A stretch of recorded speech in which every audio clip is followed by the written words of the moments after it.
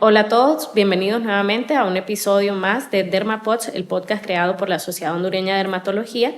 En esta ocasión vamos a tocar un tema muy importante. Me acompaña la doctora Maritza Hernández. Estoy feliz de acompañarles nuevamente. Bueno, tenemos un invitado de lujo, el doctor Héctor Caballero, quien es doctor en Medicina y Cirugía de la Facultad de Ciencias Médicas de la Universidad Nacional Autónoma, graduado del posgrado de Pediatría del Hospital General San Juan de Dios de Guatemala y de Primary Children Medical Center en Utah, Estados Unidos, su subespecialidad en pediatría dermatológica en el Instituto de Dermatología y Cirugía de Piel Guatemala en Inderma.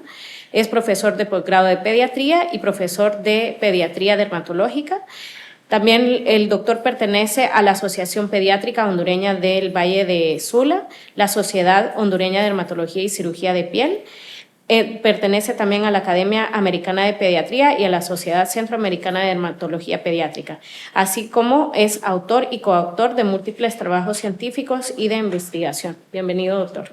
Muchas gracias. Un placer estar con ustedes aquí. Vamos a hablar de un tema sumamente importante que lo vemos casi a diario acerca de la dermatitis atópica. En una frase, ¿qué es la dermatitis atópica? Bueno, la dermatitis atópica es una enfermedad inflamatoria crónica que es más frecuente en los niños. Se presenta casi un 90 a 95% en niños y solo un 5 a 10% en adultos, pero es muy frecuente en nuestro medio. Sí, doctor, como usted lo mencionó, dentro de las patologías dermatológicas en los niños, pues la dermatitis atópica es una de las más importantes o de las más frecuentes que solemos ver en la consulta, ¿verdad? ¿A qué edad normalmente es cuando podemos ver algunos signos y síntomas de esta enfermedad en los niños?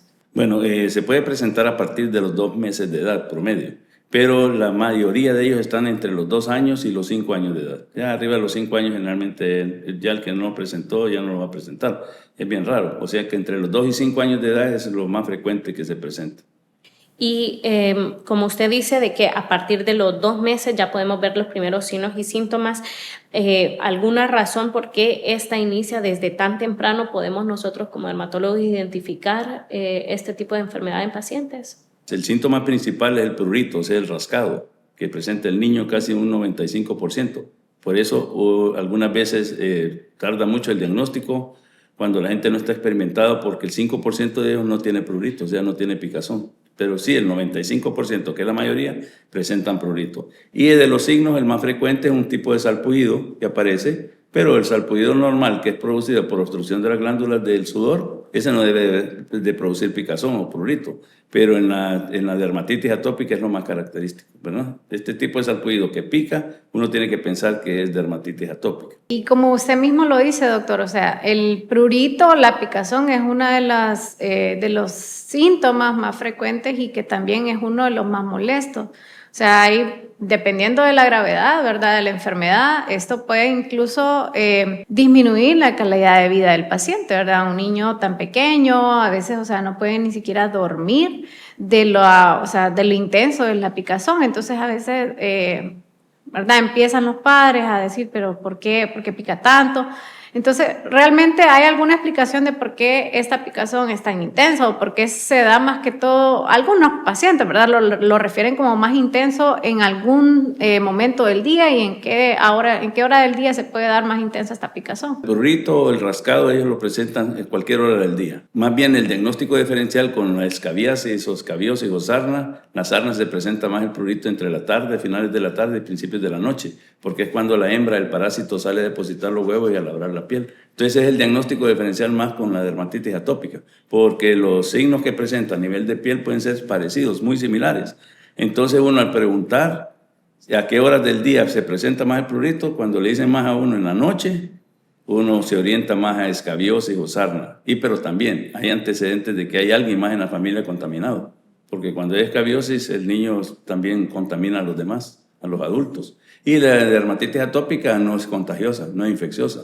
Esa usted la trae por múltiples factores, ya puede ser herencia, alteraciones del ambiente, el exceso de calor, el exceso de frío, el tener mascotas dentro de la casa, algunas veces también eso hace que el paciente tenga brotes a repetición. Y el estrés influye bastante también. Sí, ya van otras cosas que van sumándose a lo de la picazón, ¿verdad? O sea, no solamente es ese síntoma que nos deja guiar y que nos hace llegar a un diagnóstico, sino que tienen que ver otros signos u otros síntomas asociados también. Entonces es casi que normal que los niños que tengan dermatitis atópica van a estar rascándose, pero muchas veces llegan las mamás y dicen que prácticamente no hay lesiones en piel o la piel no está roja, y eso es lo que le preocupa a la mamá, que dice la piel de él no está roja, pero sí se rasca mucho.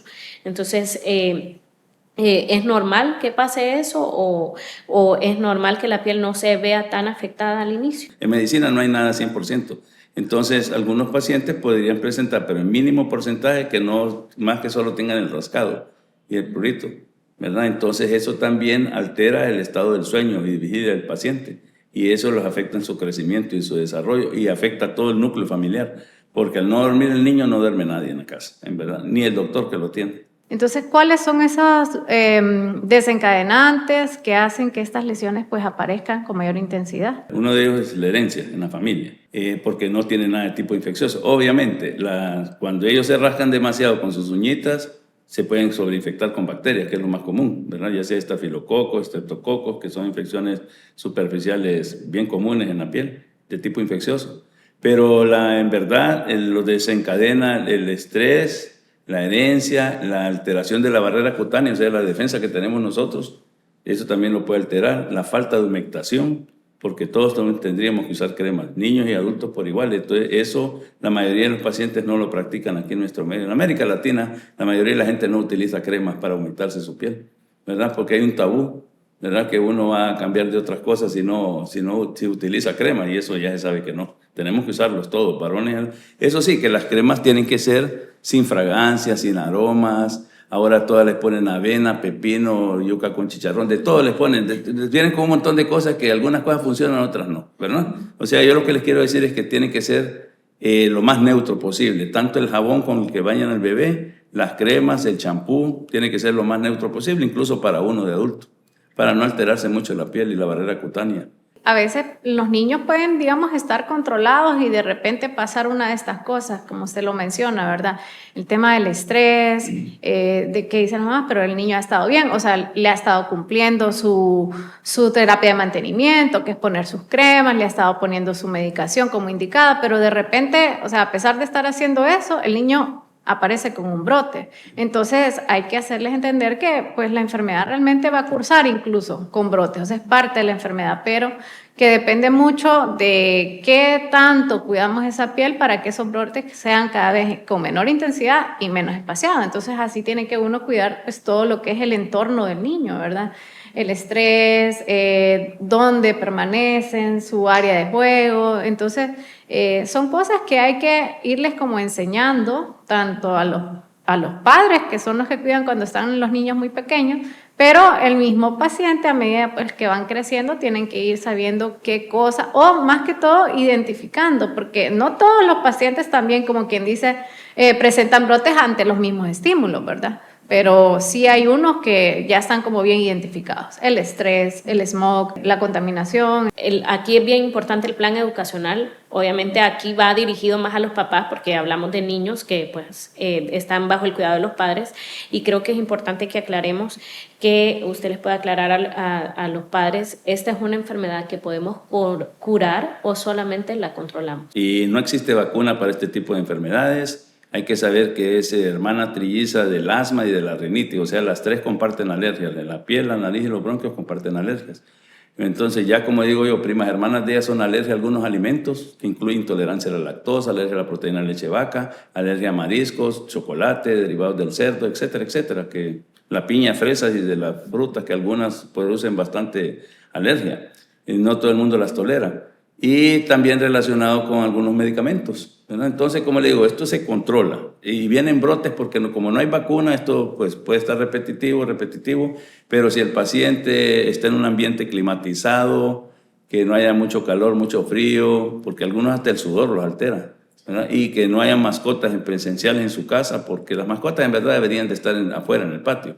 Aunque hay con los alergólogos, algunos dicen que si la mascota nació en la casa, el niño ya tiene que haberse hecho resistente a eso, pero bueno, no en todos los casos pasa. Entonces, por eso siempre las pobres mascotas le echan la culpa a los gatos, los perros, los pericos, pero todo lo que bota plumas y pelo. Entonces, tenemos que orientar a los papás, y no solo los papás, también hay gente que queda en el cuidado del niño, porque todos los papás trabajan, la mayoría. Entonces el niño pasa con la abuela o con la persona que lo cuida, entonces tenemos que decirle también, muchos alimentos, que no son alimentos, son chucherías, provocan reacciones en la piel porque tienen colorantes, sabores artificiales, tienen grasa, bastante sal y azúcar, y eso los pone, pero muy mal también. Y los niños aquí los acostumbran a comer eso. Para que el niño no moleste, le dan sus refrescos de botella y les dan sus churritos, etcétera, etcétera. Entonces, todo eso los pone mal, ¿verdad? En cuanto al brote de la piel, ¿verdad? Pero el niño va a ir mejorando a medida que crezca. De la experiencia que tengo yo de 30 años de ser dermatólogo y pediatra, la mayoría, casi el 90% se sana, igual como se sana el asma también, que cuando ya el niño va creciendo, pues Dios le ayuda para todos, y las hormonas también ayudan a hacerse como más resistente, tanto al asma como a los problemas de dermatitis atópica. Entonces mejoran también al crecer, ¿ves? Con los cambios hormonales. Creo que es importante recalcar que la dermatitis atópica no es sinónimo de alergia alimentaria, porque Claro. casi siempre es como con la idea que llegan los papás cuando llevan a los niños a consulta, es que dicen, no sabemos qué es lo que le está dando alergia.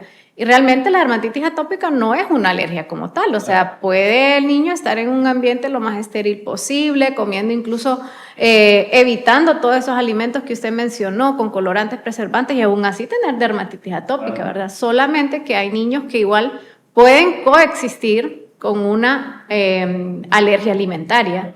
Y ya lo que habla usted de que los colorantes y cosas que no son necesarias, ¿verdad? Para la nutrición de los niños, pues pueden afectar a los brotes. Entonces, hay que hacer ese énfasis que no son la misma cosa. Que muchas cosas lo pueden desencadenar. Entonces, entre ellos está el estrés, el ambiente, la contaminación, las mascotas, las chucherías, todas esas cosas se unen y todo se pues explota, el paciente hace un brote, ¿verdad? Y hay veces que el estrés del entorno familiar afecta bastante. Por eso, en los mayores de 12 años, a esta dermatosis, a esta enfermedad, se le llama neurodermatitis. En otros países le llaman neurodermatitis porque saben que entre más adultos vamos creciendo más, nos vamos estresando más. Entonces, hay adultos que padecen esto y se llama neurodermatitis. Pues ya no se llama, o dermatitis atópica del adulto, le llaman también. Es lo mismo. Como es multifactorial, también, por ejemplo, en el clima en el que vivimos es uno de los factores determinantes, como dice Maritza. A veces papá puede decir, no ha comido nada malo, lo hemos seguido el tratamiento, pero también ha habido cambios de clima que predisponen a esos brotes. Entonces, es importante entender que pues sí es algo que podemos controlar más que curar. Hemos hablado un poco de lo que es la parte del mantenimiento, del por qué sucede, pero también llega un momento en el que por más la crema hidratante que usted le esté poniendo, o sea, no va a resolver las lesiones en la piel. Entonces ahí es donde entran estos medicamentos que son, ¿verdad?, nuestra arma principal contra la dermatitis atópica, y hablamos de los esteroides tópicos. Entonces, tal vez en nuestro medio no es tan común, pero sí en otros países existe esto como la fobia a los esteroides, ¿verdad? La fobia a los esteroides tópicos, y que las pacientes, pues uno les menciona, va a poner un esteroide en cara, entonces ya es como que puede haber un rechazo. Yo por lo menos aquí en nuestro medio no lo siento tan así, pero quiero que nos diga, doctor, si realmente estos medicamentos son seguros para los niños. La humectación de la piel sigue siendo la piedra angular del tratamiento, pero también tenemos que ayudarnos algunas veces con esteroides tópicos de baja potencia, que la que más se usa es la hidrocortisona en niños, hasta como la edad escolar. Después de la edad escolar, la adolescencia y la vida adulta, pues se usan los esteroides más potentes como la betametasona, pero existen un sinnúmero de moléculas para estos esteroides. Se recomienda que cualquiera de ellas que usemos no debe pasar más de 20 días promedio, ¿verdad? Porque la gente, como le cayó bien y cree que si la suspende le va a volver, en algunos casos a veces regresa nuevamente el brote, pero hay que ir enseñando al paciente que en verdad solo lo usamos por periodos cortos de tratamiento, para no produzca efectos secundarios, ¿no? Por eso es el temor, porque la gente en verdad abusa de eso, no lo sigue. Y como lo venden en farmacias sin necesidad de prescripción médica, entonces también la gente va a comprarlos sin que el doctor se los haya recetado. Y también tenemos que hacer uso de los antihistamínicos de vía oral, que son los medicamentos para quitar la picazón por dentro, porque ya combinados ya funciona más, ¿verdad? Porque si no, solo estamos dando casi el 50% del tratamiento, no estamos dándolo al 100%.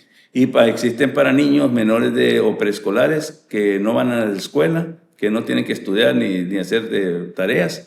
usamos los que producen sueño y les ayuda mucho porque los tranquiliza también. Y están ya para escolares los otros medicamentos que existen, de un montón de moléculas que existen, ¿verdad? Loratadina, desloratadinas, rupatadina, fexofenadina, etcétera, etcétera, que ya son para adolescentes y adultos, porque ya esos pueden hacer sus actividades y no van a andar durmiéndose durante el día. A veces los cuidadores o los padres, como funcionó el tratamiento, abusan y lo mantienen durante periodos muy prolongados y obviamente van a desencadenar efectos secundarios. Pero también está el otro extremo, que lo utilizan por periodos muy cortos, menos de lo indicado, sí, muchas veces. Y entonces, ¿qué pasa si se usa menos del tiempo indicado? No va a funcionar al 100 tampoco. Entonces también, y hay unos que solo le dan lo tomado y no le ponen el esteroide tópico. Entonces eso tiene que ir aunado, usted tiene que acompañarse tomado con el medicamento tópico esteroide, ¿verdad? Siempre, por ejemplo, en los niños pequeños, hidrocortisona, y en los adolescentes y adultos mayores, pues betametasona. Pero existen otro tipo de medicamentos que se utilizan cuando estos ya no funcionan, que llamamos taquifilaxia. La gente dice, ya no le pega el medicamento, doctor. Pues sí, todos podemos desarrollar taquifilaxia a cualquier cosa, los tomados, no solo los antibióticos. La gente cree que solo los antibióticos no dejan de funcionar cuando los usa mucho uno. También todos estos medicamentos tienen taquifilaxia, que es como rechazo, ya que no pega, pues como dicen. Doctor, ¿y usted qué opina de querer sustituir ese tipo de medicamentos con algunos productos naturales, por ejemplo? Ya sea para aplicar directamente en la piel o incluso tomado, ¿verdad? Porque volvemos a lo mismo, como el paciente anda buscando una causa de la enfermedad y obviamente creo que cualquiera que pasa todo el día rascándose pues quiere buscar una solución, entonces también buscan estas cosas alternativas, ¿verdad? Pues aquí tenemos en nuestro medio el uso muy común de la sábila, de bañarse con algunas aguas de los montes o incluso pues consumir, que creo que yo es de las más frecuentes que escucho, el rábano yodado, como para limpiar la sangre. Entonces, ¿realmente qué tan efectivos pueden ser estas cosas o realmente pueden ser contraproducentes? Sí, en verdad la mayoría son mitos. Obviamente la sábila ya sabemos que es un buen cicatrizante, pero en la dermatitis atópica, en algunas alergias no necesitamos cicatrizantes, ¿verdad? Necesitamos algo que lo sane, se llama la terapia aguda, o sea, la de entrada, o sea, lo que tenemos que atacar es el proceso agudo, porque esto es de brotes, por eso, y se va haciendo crónica por lo mismo, porque tanto brote, cuando no se sabe controlar, pero entonces estas cosas están contraindicadas, en verdad. Bañarlo con hojas de madreado, hay un montón de cosas que se inventan la gente, pero eso no resulta. Rábano ayudado purgas, le digo yo que tengo 30 años de estar oyendo el mismo cuento y nunca he visto que alguien se sane. Si no les digo yo lo vendiera aquí en mi consultorio, fuera millonario, ya no lo estuviera atendiendo, porque millonario no estuviera atendiendo pacientes, ¿verdad? Entonces le digo, no funciona, hay que usar los que en verdad sirven, que incluso hay medicamentos inmunomoduladores o que sirven para las defensas por fuera, ¿verdad? Que están tacrolimus, pimecrolimus, que existen para eso, para evitar que vuelva a presentar brotes del paciente. Y existen tomados también, inmunomoduladores, ¿verdad? De otros que también sirven incluso para antivirales. Entonces, y bueno, en otros países se están usando otras moléculas, ¿verdad? Que se llaman anticuerpos monoclonales, que ya es más sofisticado. Aquí usamos algunos, pero para otros tipos de enfermedades como la psoriasis, cosas más, un poquito más discapacitantes. Pero bueno, usamos y la mayoría funcionan, ¿verdad? Muy pocas veces el paciente, yo he tenido que usar medicamentos así, metotrexato o algo así que no reaccione el paciente. Pero sé que salen de lo normal. La mayoría funcionan con lo que nosotros les indicamos, les recetamos, que son los antihistamínicos orales y los esteroides tópicos, ¿verdad? Pero cada paciente va a responder a diferentes medicamentos de diferente forma. Entonces uno tiene que irle buscando cuál medicamento le va a funcionar. La gama de medicamentos que podemos utilizar es amplia, pero la base siempre va a ser el antihistamínico y esteroide, pero hizo énfasis que la piedra angular siempre va a ser la humectación e hidratación de la piel. ¿Cada cuánto entonces usted recomienda que debemos de estar hidratando la piel de un niño que tiene dermatitis atópica? O sea, lo mínimo que debería usar es 2 veces al día, pero el paciente puede usarlo las veces que quiera, pues. Igual ocurre con los protectores solares. Los protectores solares, ustedes lo pueden 2 veces al día, pero si usted va a estar haciendo actividades al aire libre, en la playa, se está mojando y todo, usted lo puede estar aplicando y no se va a intoxicar con eso. Pues. Es diferente a los esteroides, que los esteroides 2 veces al día que se utiliza máximo y ya no más, ¿verdad? Pero el protector solar y los humectantes ustedes lo pueden estar aplicando las veces que quieran. Más bien a la gente no le gusta porque dice que en este calor se sofocan al estar usando crema, pero si usted le enseña desde pequeño a usar los humectantes, usted hasta en su carterita o su bolsita va a andar su humectante para aplicárselo en sus manos, en su cara, en sus brazos, donde usted sienta que le falta humectación. Porque Sí, está muy seca la piel. muchas veces incluso solo la hidratación ayuda a disminuir la picazón. Entonces, lo que usted decía, no abusar del esteroide, sino más bien aprovechar que tenemos el emoliente hidratante que puede ayudarnos a mejorar eso. También es que siento que a veces los pacientes como que no le dan tanta importancia o a veces también es como que creen que va a ser la cura milagrosa, es con el tema de los jabones para el baño, doctor, ¿verdad? Yo creo que, y siempre les digo a los pacientes, el tratamiento empieza desde el baño, ¿verdad? Entonces, ¿cuáles son las recomendaciones que les podemos hacer a los padres, que de los niños, ¿verdad? ¿Cómo deben de bañarlos? ¿Cuál es el jabón que tienen que utilizar? ¿Por cuánto tiempo tienen que bañarse también? Porque esa es otra cosa. Mucha gente se baña con agua hirviendo o otros con agua congelada. Eso no puede ser, los extremos de temperatura dañan la piel. Y el baño no debe durar más de 10 minutos. Tanto en niños como en adultos, 10 minutos es lo máximo. Y el jabón tiene que ser jabón neutro. Neutro quiere decir sin, o sea, sin detergente, o sea, jabón que llamamos nosotros no jabones, que son jabones especiales que la piel no se la van a dejar ni seca ni grasosa, y aparte de eso también no tienen fragancias ni aroma, que eso es básico, porque hay jabones bien perfumados y no a todo el mundo le caen bien, ¿verdad? Si va a usar loción perfume, yo les digo que la usen en la ropa, porque a la mayoría no le va a hacer daño ahí, pero ya no, en la piel ya no se usan lociones, perfumes, ni talcos, ni aceites directamente en la piel desde hace más o menos 37 años. Igual para bañarse ya no se utiliza pasta ni esponja, porque le digo yo que yo nací el siglo pasado y mi abuela me enseñaba con cepillo de alambre, lijamil, esmeril, piedra poma, ladrillo, piedra volcánica, y a estas alturas de la vida fuera rubio o azules. Como mi abuela me bañaba, ya me pueden ver que no estoy rubio ni azules. O sea que esos son cosas mitos que se han ido quitando, pues. Ya no se utilizan. Tiene que ser lo más neutro, con agua tibia, los jabones lo más sin fragancias, sin aromas, ni avena, ni cosas que le ponen. Por eso le digo, porque ahora le ponen de tanto a las cremas y a los jabones que hay veces que eso más bien le mata su efectividad, porque la gente se complica. ¿Verdad? Llega un paciente con dermatitis atópica y, bueno, yo igual siempre les pregunto con qué se está bañando y que no sé qué.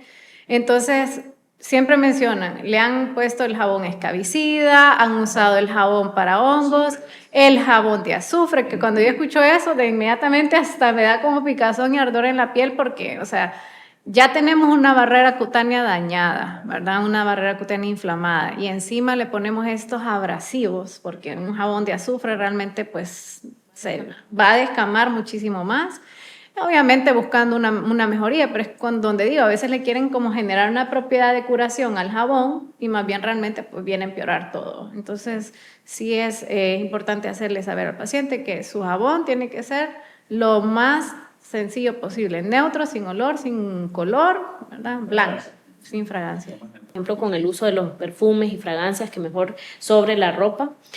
También la ropa o ciertos tejidos, material con el que están hecha la ropa, ¿influyen en esto? El paciente atópico no debe usar tanta ropa de lana. Incluso hay una oveja que es de Australia que se llama una oveja especial que tiene un tipo de lana especial que no produce alergia, es hipoalergénica, ¿verdad? Pero me imagino que se ha usado clonación y un montón de cosas, porque como ahora todos lo tocan. Pero la mayoría, el 60% de los atópicos son alérgicos también a la lana. Bueno, yo digo la lana al material, no al dinero. Si son alérgicos al dinero, mándenme, yo los voy a curar.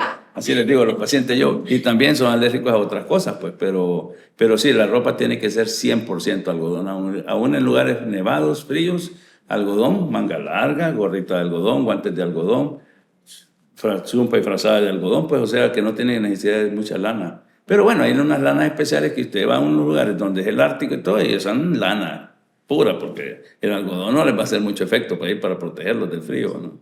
Y en lugares donde hace frío o neva, es preferible usar tipos de soluciones como la vaselina, ¿verdad? El petrolato, ¿verdad? Porque ese tapona los poros y evita que usted pierda calor de adentro hacia afuera de su organismo. Usted que sí tiene lógico usarlo ahí, o en lugares muy fríos, pero en lugares fríos, si se pone crema, que es a base cold cream, cremas frías, no le va a servir porque va a congelar más. O sea, todo lo contrario. Aquí, humectantes que refresquen la piel, y en lugares fríos y nevados hay que usar la vaselina, que es algo o emolientes que le sirvan para tapar ungüentos, para tapar los poritos para que no pierda mucho calor. Y en esos niños, doctor, que a veces pues son deportistas o les gusta mucho la actividad física, Obviamente eso los hace sudar y, como hemos dicho, el sudor pues, puede ser un exacerbante de las lesiones. ¿Qué tipo de indicaciones o qué tipo de deportes tal vez pueden practicar estos niños que pueden ser menos agresivos para la piel? Bueno, siempre la natación sigue siendo de los deportes ideales, ¿verdad? Y como hay en lugares donde hay bajo techo, pero en la mayoría de aquí, pues los lugares de natación son al aire libre. Pero sí, y a horas indicadas también, ¿verdad? Ya sabe uno que uno no se puede exponer al sol directamente aquí en la costa norte de Honduras, entre las 11:30 y 3 de la tarde es el sol más intenso. Es el sol que no produce vitaminas ni nada de eso, lo que le produce más reacciones de la piel y le puede producir cáncer a la larga. Entonces, decimos nosotros que aunque esté bañado de protector solar, o sea, sunblock o filtro solar, tenemos que evitar esas horas pico del sol, independientemente.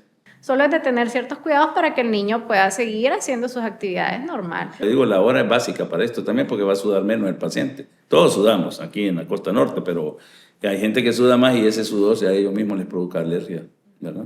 Por ejemplo, un paciente que tiene un brote actualmente, ¿qué es lo primero que usted le aconseja a la mamá que debe de hacer en casa antes de consultar, que ella pueda hacer antes de? Bueno, tiene que llamar por lo menos a su médico de cabecera o a su dermatólogo o dermatólogo pediatra, porque él es el que lo tiene que orientar, si ya lo conoce, ¿no? Si no, pues hay que verlo primero también, porque, como les digo, uno tiene que dirigir el tratamiento específico para cada paciente, porque todos somos diferentes, y entonces uno va a entrevistar al paciente y a la mamá sobre todo. Uno pues va descartando qué le puede estar provocando este tipo de brotes, ¿verdad? Que hay veces que también el estrés, el medio ambiente, las contaminantes, todas esas cosas influyen bastante. Hay veces que en las casas rocían bastante desinfectante ambiental y eso también provoca reacciones, o fumigan y el paciente adentro de la casa, con insecticidas caseros, los conocidos, ¿verdad? Entonces todo eso hay que irlo hablando con los papás para irlos encaminando a hacer qué hacer y qué no hacer, para que el paciente siempre se mantenga controlado y no esté con estos brotes. Pero miren, algunos pacientes que han ido conmigo 1 o 2 veces y ya yo miro que sí entendieron cómo se va a hacer, yo les digo, bueno, ustedes pueden repetir el tratamiento. Si le viene un brote, ustedes pueden repetir el tratamiento que le funcionó. Porque si no le funcionó ese tratamiento, usted tiene que preguntarme a mí. Porque si no, si usted sigue usando el mismo medicamento y no le funciona, es para nada, está botando su dinero y no está mejorando al paciente. Ya que hemos hablado de los esteroides tópicos y sabemos que estos medicamentos vienen en múltiples presentaciones, cremas combinadas, cremas con múltiples componentes, entonces eso también es algo que los papás deben de saber.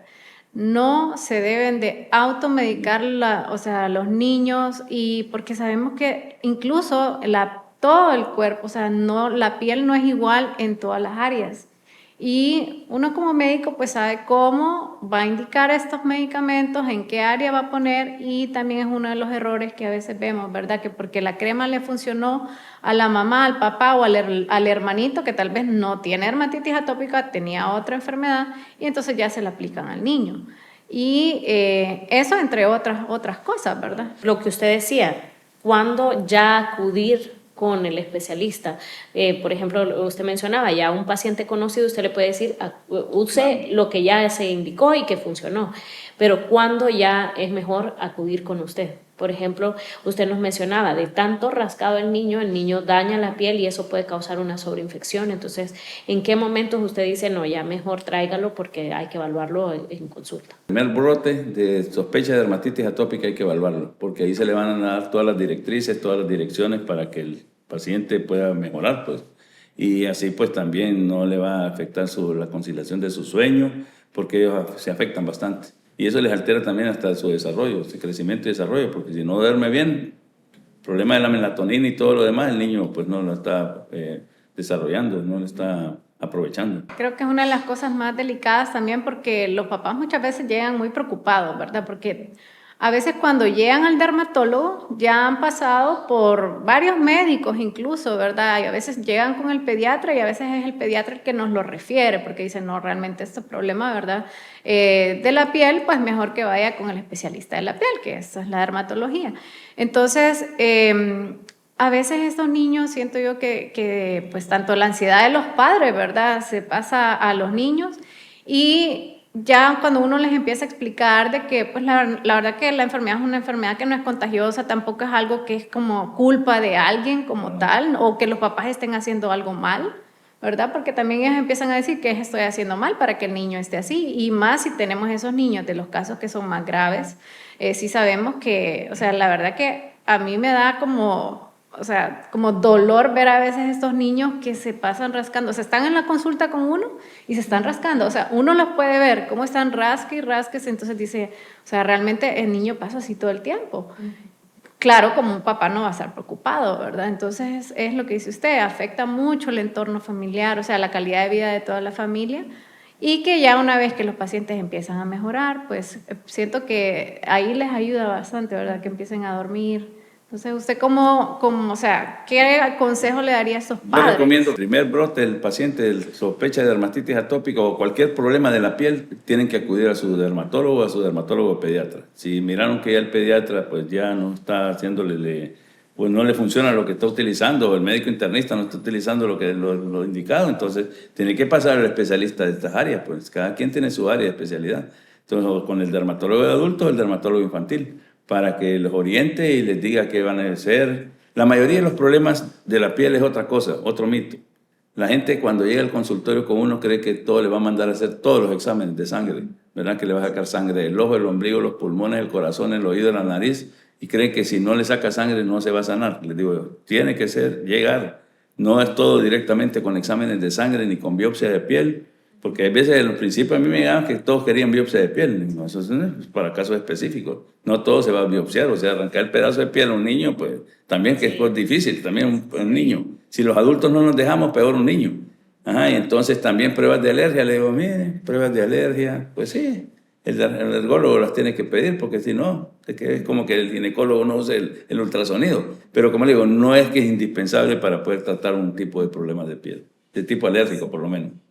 Como qué consejos podría hacer para los padres para evitar esa culpa que mencionaba Maritza, que muchas veces uno dice mi culpa o tal vez no le puse la cremita? ¿Qué consejos para tratar de evitar esa parte emocional y psicológica que pueda afectar al niño? La mayoría de las dermatitis atópicas, como la mayoría de los niños son los que lo presentan, no los adultos, llega de leve a moderado. Muy pocos casos han llegado graves que usted no le encuentra ni lo trata, ni lo logra tratar con tratamientos convencionales que usamos. Pero también el apoyo psicológico ayuda bastante. O llevarlo a un psiquiatra infantil. Yo prefiero el psiquiatra infantil que un psicólogo, porque el psicólogo solo los orienta, pero hay veces que también necesitan un apoyo más fuerte, que les hable más de todo este proceso, ¿verdad? Por eso en los adolescentes existe la neurodermatitis, porque con el estrés de la adolescencia, y en la adolescencia, por eso se llama adolescencia, porque de todo adolecen. Entonces también se afectan también, pero eso es más de la niñez, en verdad, el niño antes de la adolescencia. Son los cuadros, pero la mayoría son casos leves a moderados máximo. Y bueno, explicarle a los papás que necesitan un tratamiento de varios especialistas algunas veces, cuando no se logra controlar solo con el tratamiento dermatológico. Sí, bueno, creo que hemos abarcado ¿verdad? La mayor parte de lo que engloba la dermatitis atópica. Entonces vamos a hacer una dinámica, doctor, que quiero que usted me responda, ¿verdad? Voy a mencionarle algunos datos y usted me va a decir si esto es verdadero o falso, ¿verdad? Entonces, hablando ya de lo que habíamos dicho, doctor Caballero, ¿la dermatitis atópica es contagiosa? Es proceso inflamatorio, pero no es infeccioso ni contagioso. ¿Rascarse empeora la inflamación de la piel? Se rasca y eso va dañando la piel. O sea que por eso se usan los antihistamínicos orales tomados, para bloquear ese prurito, quitarlo, ¿no? Si no, no va a mejorar nunca. ¿El estrés influye en los brotes? Bastante. Entonces, es uno de los desencadenantes. El estrés, la contaminación ambiental, las mascotas y todo lo que hemos hablado, las chucherías, todo eso influye para que el niño esté con brotes a repetición. Entonces, cuando llega el paciente que está con brotes a repetición, uno ya empieza a volverlos a reinterrogar para ver dónde está fallando, pues. Porque ves que uno de médico puede fallar cuando no pregunta mucho. Y los pacientes, los papás hay veces que no dicen nada tampoco. Usted les está sacando y no dicen nada, porque se siente como culpable, entonces ese es el problema. Entonces ahí viene intervención de otras especialidades, ¿verdad? Para que también nos oriente a ellos. Que no se va a morir de esto, porque de la piel casi nadie se muere, ¿verdad? O sea, entonces solo hay que explicarles a ellos que, pero es bien incómodo porque en la noche el niño rasca y llora y no logra conciliar su sueño, entonces no duermen ni los papás ni la gente que lo cuida. Entonces tenemos que bloquear eso del rascado, que es el síntoma principal. Y ya pues para ir finalizando, doctor, así como buenos dermatólogos al grano, ¿qué 3 consejos dermatológicos usted nos podría dar para tanto a los pacientes como para los padres que tienen hijos con dermatitis atópica? Bueno, lo básico es hidratar la piel, eso es básico, en todos los campos, ¿verdad? Y también, pues, si ya se le indicó un tratamiento, no lo cambie el paciente, ¿verdad? Porque a veces que tratan, siguen más las indicaciones que le dan los vecinos a los que les dé el médico. Entonces, que no vaya a cambiar su receta, no vaya a cambiar su medicamento, cumplirlo a los horarios como es. Y eso va a ser básico para poder funcionar bien. Y quitar la inflamación, que es lo básico. Porque este es un proceso inflamatorio y es crónico porque van brote, pero va a llegar un momento cuando sale de la adolescencia que el paciente, la mayoría mejoran, como igual mejoran los del asma. La rinitis es más difícil, pero el asma y la dermatitis atópica, la mayoría mejoran al salir de la adolescencia. Muchas gracias, doctor, por habernos acompañado en este episodio. Creo que nos aclaró muchas dudas y nos mencionó las partes importantes del tratamiento y sobre cómo manejarlo en casa y cuándo acudir al médico. Y gracias a todos por haber sintonizado este episodio. Y esperamos que también haya sido de mucho provecho para nuestra audiencia, ¿verdad? Muchas gracias por la invitación. Estamos a la orden siempre.